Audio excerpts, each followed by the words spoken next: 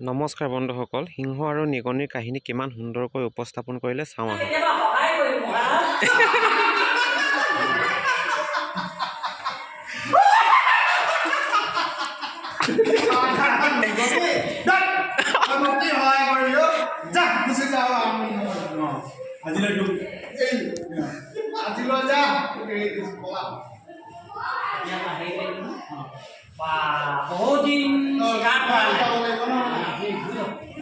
बहुत दिन शिकार কৰা নাই আজি শিকাৰতে কৰা নাই ইয়াতে জাল এখন পাতি যাওঁ কিবা লাগিবও পাৰে